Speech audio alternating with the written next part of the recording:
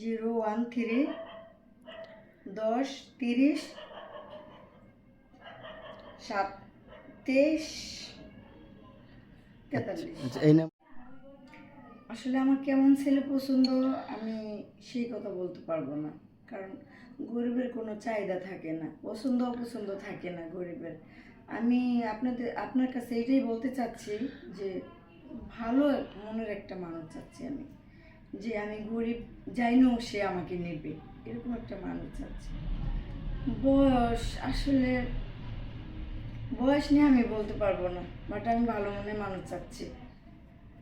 আমি তো মিডিয়ার সামনে এজন্যই আসছি, সে প্রবাসী হোক আর দেশি হোক, বাট আমার জন্য আল্লাহ পাক যেন ভালো একজন মানুষ পাঠায়, যেখান থেকে হোক। আমার পরিবারে আমার দাদি বলতে আমার আর কেউ নেই, শুধু চলি, আমরা তো গরিব মানুষ, এই কষ্ট দুঃখে চলতেছে আর কি। আমি বড় হয়েছি যথেষ্ট, সত্যি সত্যি নাকি আমাকে বললাম তো, যদি কেউ আল্লাহ দয়া করে কেউ না কেউ আমাকে নেয়, আমি সত্যি সত্যিই বলতেছি। হ্যাঁ বলতে আসছে, আমাকে অনেকেই দেখতে আসছে, অনেকেই বিয়ের সম্বন্ধ নিয়ে আসছে। যখন আইসে শুনে যে না আমার মা বাবা নাই, কেউ নাই, তখন আমার বিয়ে ভেঙে যায়। আমি দাদির কাছে থেকে বড় হয়েছি, আমি গরিব মানুষ, এটা শুনে তখন আমার বিয়েটা ভেঙে যায়।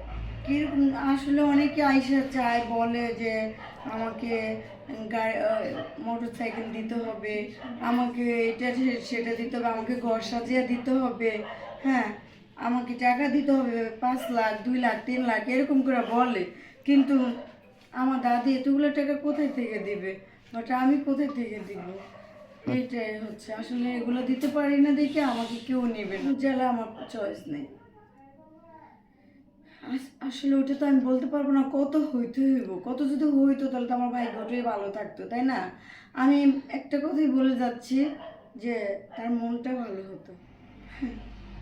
নসিবে যদি আল্লাহ রাখে, কি করার। সবাই তো চায় একটা ভালো মানুষ লাইফে আসুক, তাই না? কে না চায় যে ভালো মানুষ লাইফে না আসুক?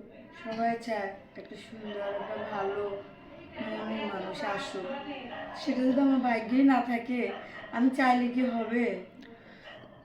হ্যাঁ, যোগাযোগের মাধ্যম আমার মোবাইল নাম্বার আছে।